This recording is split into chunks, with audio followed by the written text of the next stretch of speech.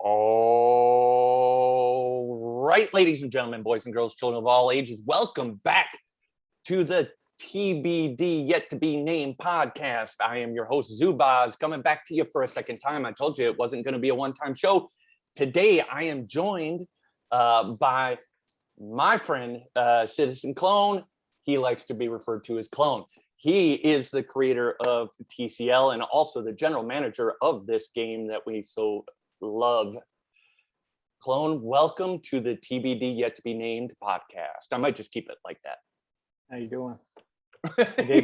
You didn't match my energy there at all. Yeah, I'm never gonna match that energy. I gave you crap for using the full name, the Citizen Clone name, like it was my given name at birth. Yep. But it was like, nice of you to be so formal.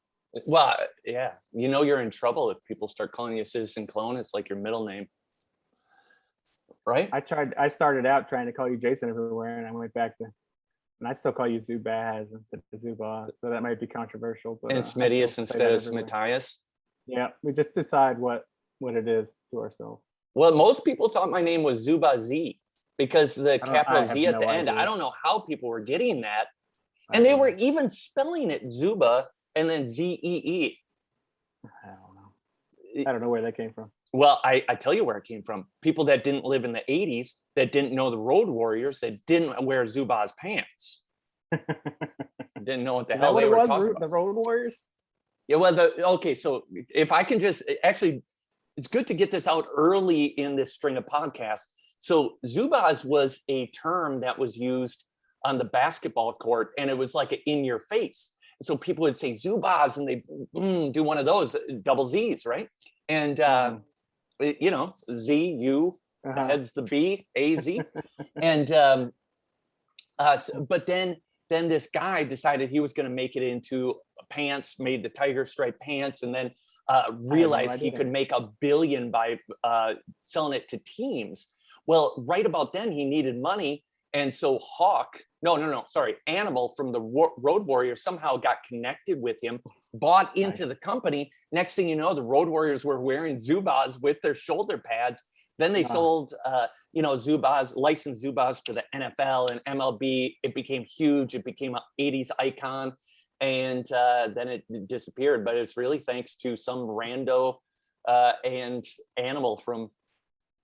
So I might be telling that story a little bit off, but that's basically what happened. So why did you pick it for you? Do you wear them, or had you gone by that and other stuff? Oh yeah. I used to wear Zubaz to school every day. Really? So people call me Zubaz. We got to get pictures of those. Yeah, I still to this day as house pants, I have 4 different pair of Zubaz: a Packers one, Brewers one. 2 Packers one, Brewers one, and just a black and white pair. Zubaz can't change his stripes. I have a picture somewhere of us, maybe at not Las Vegas, but somewhere years ago, where you found somebody wearing them. And I put my head down. Big face of you smiling, without the beard. Without the person knowing, I took a picture next to their crotch, I think. Yeah. Or their legs. I bet people are loving this conversation so far. Okay. They are. Yeah. We're not talking about anything. Okay. This is history, but that does. That does highlight something, is we really do have known each other for a long time. I think, when I started, I was in a couple of, we didn't call them Greek leagues maybe we did, but they're just rando leagues. Alpha Kappa Kappa was my first one, and long since dead. And that was the first league I was in, and I was hooked because you could do team creation then. And my created team was a monster, just totally accidentally. I had 3 pitchers, looking back on it, that were 27 or younger. They were all aces on any team. I just got super lucky. And so instantly I was like, I'm the best at this game, and felt really good about myself, and decided I was going to join a private league right off the bat. And you had started TCL like 2 or 3 months after I started. It was not a long time. How long did you play before you started that league? We might have started right around the same. I think I played a month beforehand. Oh, really? And just decided you were going to go for it? Well, I had done, I mean, to go back through it, I think I attended Greek league, and I immediately was interested, and then I looked. Oh, and I was talking on the league, so I was talking on the boards, and D-Man recruited me to Oh, that's right. I think it was junior circuit, maybe, I can't remember, but he sent it because he wanted active people. And I was talking on the boards like we did for years. But Yeah, yeah. so I went over there, and I didn't know anything, and then immediately there was a problem early on where something got messed up, where the nobody's team except for his was recovering from fatigue. Yep. So we were trying to get it fixed, and at some point he tried to say like, "Oh, it's because I'm a good owner," or whatever. I didn't know anybody on here, so I was like, "What is this? What it's like around here?" And then I found out a little bit later that he was kind of a different guy. But then I think I thought like, I'm gonna do this the right way. So then I decided to make league, and there was a big list of things. We did a salary cap coming in. There was a whole list of things, and then we recruited for a while to get people. Told them like what was going to happen. Zinger and Krakow were helping me with the recruiting. It's amazing. And now, like 17 years later, there hasn't been a year gone by that hasn't been the most active league. That's crazy. There's never been a more active league in any given year. There's been a couple that did really well for a while. BU, LOL, relegation.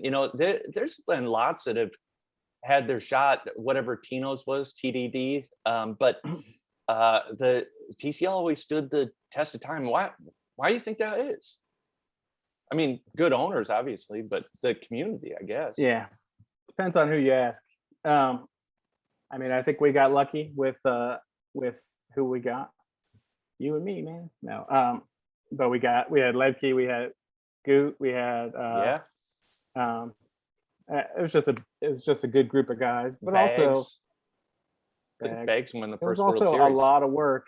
I don't know how many people remember, but it was a lot of work establishing that group and kind of setting the tone. I think it's something that from outside of there, people used to think we had an attitude or whatever, but I think we were always like really supportive, at least of each other. I thought so. Yeah. It's a place you could talk about anything. You could talk about things that weren't related to the game. It's just a place to hang out. There were some people there in the beginning that decided it wasn't for them, but the people that came in from that first group or the people after that wanted a place that was just going to be talking all the time came to us. And it became hyper active. Like we were doing thousands of posts in a day sometimes, where other leagues were like, the second highest league was like 40 posts or something. And so it really got very crazy for a while. And one thing I decided I was going to ask you about on this that I did not prepare you in advance for was the fact that how full circle this whole thing has been, because there was a moment where I was drinking then. In my defense, I was posting a lot, and I was really like on the edges with like, I'd really go for it sometimes. And there was a time that there's still like this acceptable use policy in TCL that got created because of me, and Brian threatened to ban me permanently because I think I was fighting the law or whatever I was doing. What do you remember from the day the forums died? Well, the best. Okay, first of all, was I up seeing you then? I think I might have been in.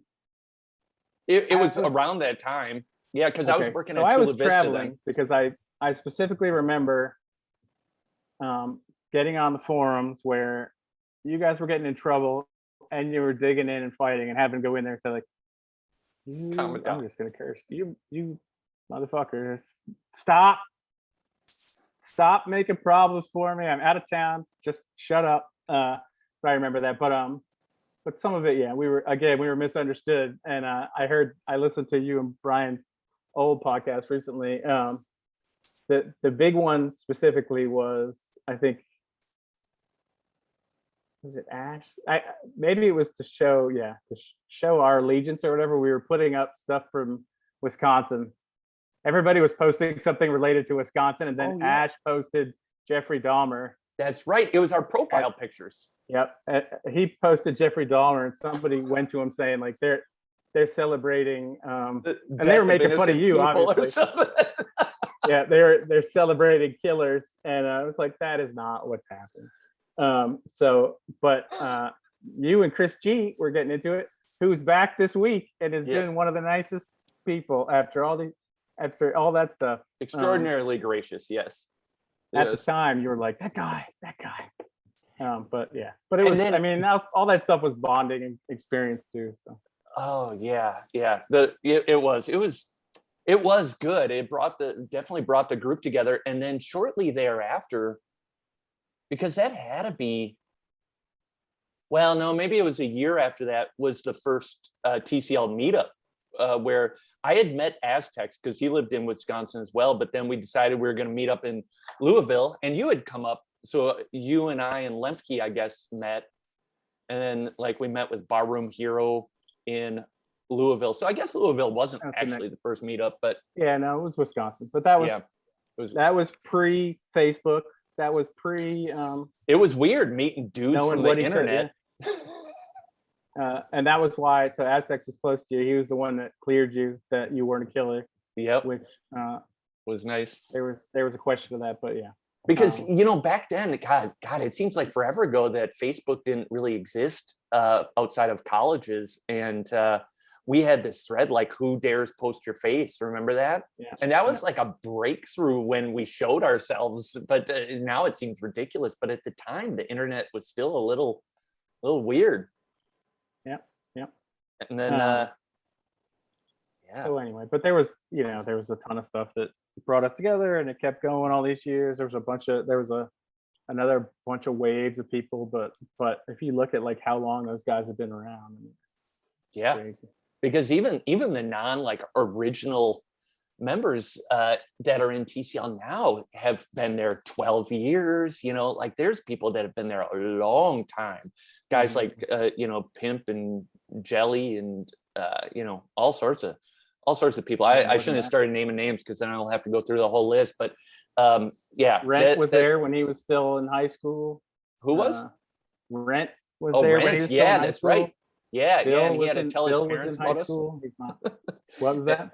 And he had to tell his parents about us. Yeah. And obviously Mac has been around forever. But that's crazy. So that's how we got to know each other.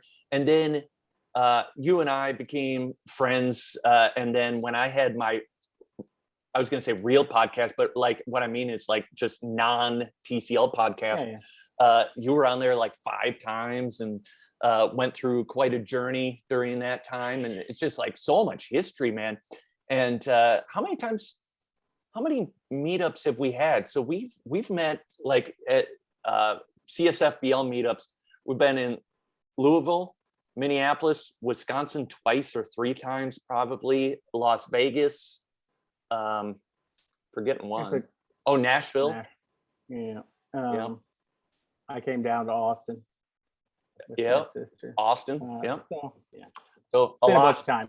Yeah. And to think that, that started from this, like that's I have my shirt on too. Oh yeah. The 10-year. That was that's the 10-year Vegas shirt that he showed up with. Boise. Yeah. Yeah. So, I mean, I think for me, like, that's why the game always got really special, is because I realized like this could be, there's a lot of very like-minded people, or at least very friendly people that, and I realized how much this game could build community. That's one of the reasons that like Brian and I talked like 13 years, I've been thinking about like trying to be part of the ownership, because I thought I could help from the business side, and I thought it could be so much bigger and help, not help people, but bring people together. I thought it was a very communal activity. I take you seriously when you talk about wanting to do for other people what it did for us, which is, I mean, hanging out with your friends is as big a purpose as anything. I mean, and it's with baseball as the backdrop, there's like nothing better. yeah, people that are willing to stare at stats tables. That's our demographic, which is, certain kind of guy. Yeah, no, it's true, and that's why I like the game. The game has to hold true going forward. The thing that I keep saying to people, and it's a bit of a long road, so I don't want to get everybody overly excited, but when I think about the future state of the game, it has to be flexible at everything that we can make flexible, because that's like our advantage over a fantasy game, a fantasy baseball game, is they have to play within the limits of what baseball allows. And we don't have those restrictions. We can have leagues of any size. We can have drafts of any size, or even any chronology. Like, we can do anything. And so since we need to find a way to do it. Anything when it comes to the flexibility of the game. That'll be a very iterative process, but I think in my head, like, that's an iterative process that should never stop. And then on the other side is there's never enough stats. And I bet, from a sabermetrics, there's a new stat every week. There's no reason that some of those, like even some of the ones that we have now, are kind of invented by us. Like, there are things that we'll want to rate in a simulation that maybe Major League Baseball won't be able to as accurately as we can, because we can take out things like injuries or add in injuries or whatever it is. Yeah, I mean, that's something that, just getting involved in this, I mean, that's something that Brian's always done really well. He's held on to all this history. I mean, he has this database that's got it all in there that we can do stuff with in the past and then going forward. But I there's so many times I still go back and check what my players done. We have emotional attachments to those. That was one of the first conversations we had with Brian, talking about flexibility, was asking him, is there any way to bring any of those guys back, and getting very excited about the idea that maybe we could. It's like the tens or hundreds of thousands of players in every league from the beginning of time have been cryogenically frozen with Ted Williams' head, and they've just been waiting to thaw out, and we can bring them back. We have the technology, but that's a couple steps down the road. But man, I'm pretty excited about that. I'm pretty excited about that too. And we both have big lists of. I mean, we have some crazy ideas, some not so crazy ideas. I've been telling you to vague it up because we don't want to give away all our secrets right away. But even our first conversation with Midius, Dave, you could tell once he started talking, he's got a billion ideas that he's been all excited about forever. And I don't know, it's exciting. And also, I mean, we skipped over it, but just I had never talked to Brian before a month ago. And when he starts getting into the game and talking to him about it, you just see how excited he gets. You see the baseball dork coming out, which it's a lot of fun. Yeah, it's amazing. And watching the conversations happening, we use Slack, if anybody's heard of it. It's just a way to communicate within a business or organization, and it's really great to see those conversations happening all day long. It also reminds me, like, nothing's easy. Like, there's a lot of hurdles to getting everything done. So we might not get everything. We might not nail everything on the first try, but you're going to, you being whoever's listening to this, are going to see a lot of things over time, and it's just not going to stop. Sometimes it'll be a fire hose, sometimes it'll be a trickle, but there'll always be water coming out of this hose. Yep. I was going through the survey responses this morning. Oh yeah. And which we've got a lot. We're at least 100, and I only got through 25 of them because I was going through them, and I was contacting people to talk to them about them, and I was logging stuff for Brian and checking them out. And I only got a quarter of the way through before I had to move on to other stuff. Man, I'm so thankful so many people responded to that. I kept beating that drum with anybody I talked to. Like, we really need that feedback, and we really want it, because it will guide the map of how we develop the game, no doubt. Like, it's probably the most important survey that we'll ever put out.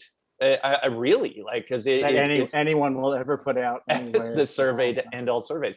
But yeah, so it's cool that we got 100, because like 100 active players taking time to do that. That's killer. That's awesome. And you know how many people have, we've been, so many of us that have been holding our bug lists for years that we want to see worked on, but also just things that we get excited about. You talked about the stats. I mean, there's I can't even tell you how many different things, but some of them I had never thought about.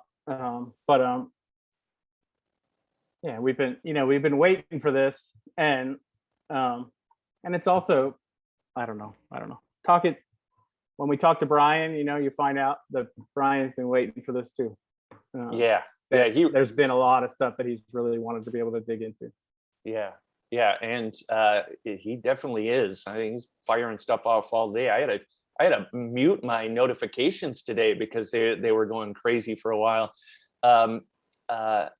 which is awesome. And I was thinking about that too. Is like, baseball is such a perfect sport for a simulation too, just for a whole variety of reasons. But the two biggest ones is, first, it is the only game that is purely sequential. There's not a bunch of things happening at the same time. It is one by one by one by one. And it makes the simulation portion of that like a choose your own adventure book, where no game will ever be the same. Like, they'll always be different. And the other part that makes it comport to a simulation better is there's no clock.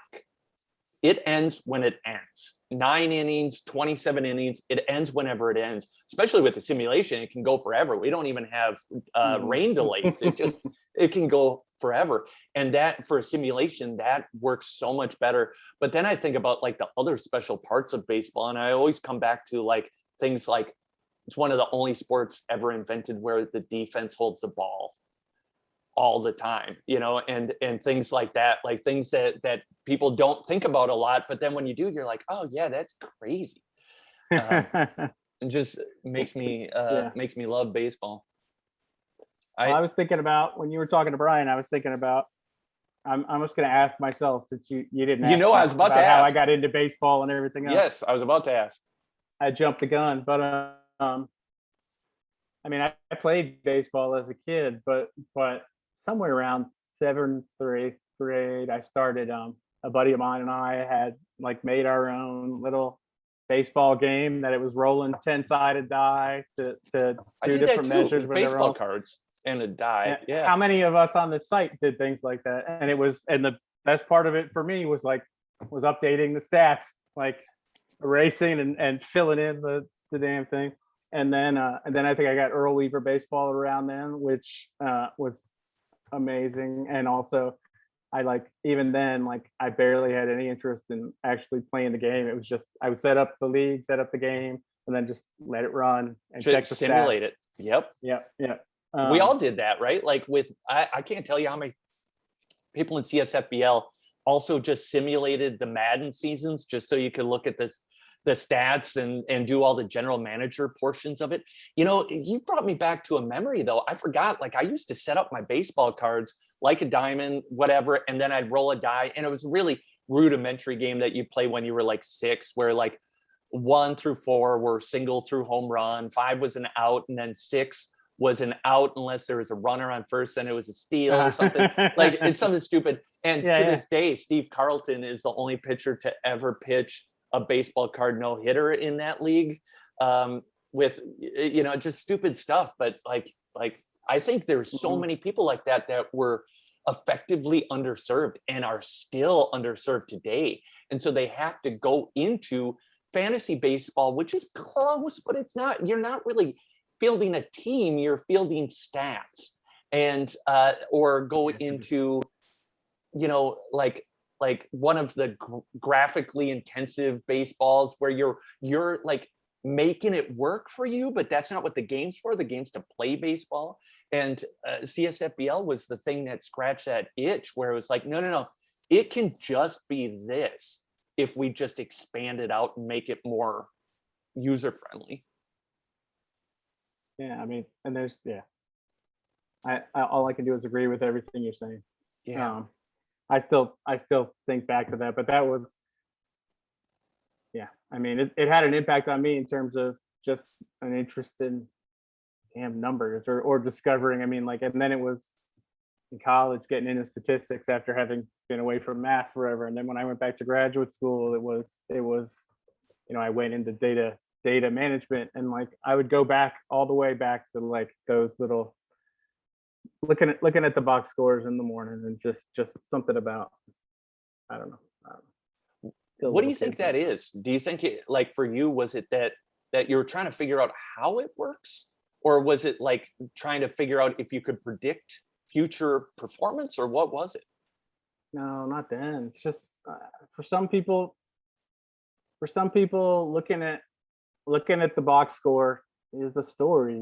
I mean, it's you can figure out what happened just from that. You don't have to spend 3 hours, but it could tell me the story. I've told you about, and I'm a Dodger fan growing up, and in college I used to, because I couldn't get the stats anywhere else. I used to go and meet the paper boy at 5 a.m. sometimes after like a big game to get the paper in the morning to be able to see the box scores. I mean, it's so crazy to me. That's cool. Yeah. Well, one thing, I was telling Brian about watching my dad, because I was a Culligan fan. But the part that I didn't say is that I always sat next to this guy. I don't even remember what relation he had to the team, but he was the guy that was keeping the score on the notebook, and doing the thing. And I had never seen it before. And I just thought it was the greatest thing in the world, because this notebook was made to keep score for baseball. And he started flipping through the last 3 years worth of games. I just was fascinated that he had that type of data that he could look back on. I've got a buddy whose father passed away. He was going through stuff recently, and he found a game of the Orioles that his dad had scored. That it was, and he had gone with him. It was his first game he'd ever gone to, and he could still like, and he could tell me all the different stuff. And then I went and looked it up on Baseball Reference, and he knew. He didn't know anything about Baseball Reference, but he was nailing every single detail. It was amazing. And he was just saying it off the cuff. Yeah. That's awesome. That should be framed. So I promised that we'd keep this to a half hour. So we haven't talked about anything. we talked about exactly what I want to talk about. We talked about TCL and the future of the game, why we like baseball, all those things. But so we have a couple minutes. What did you want to make sure that we got in here that we haven't talked about? Oh man, I should have been ready for that. I'm gonna be starting a league soon. Oh, all right. I've got an idea. To test some of the flexibility that we don't have yet. Yeah, because that was the thing, right? Like we divulged last week that we were going to be working on in-game draft. And that was the most important thing, I think, is kind of going back to like the Madden thing or the Ken Griffey Jr. Baseball, where you're using a game and working around it to get to what you want. There was parts of TCL that were like that, or not TCL, CSFBL that were like that, where you're working around the game. It didn't have a draft, so we invented one in the forums. It didn't have a good way to do trades, so we invented one doing the forums. But it wasn't ideal. We were working around the game. That's like priority. The real priority number one, right, is like, let's figure out places that people are being forced to work around the game, get those into the game. And then after that, you and I have talked a lot, is like then driving community and really getting people involved and making them part of the thing. Because I really think crowdsourcing that ownership will be crucial. Sorry, go ahead.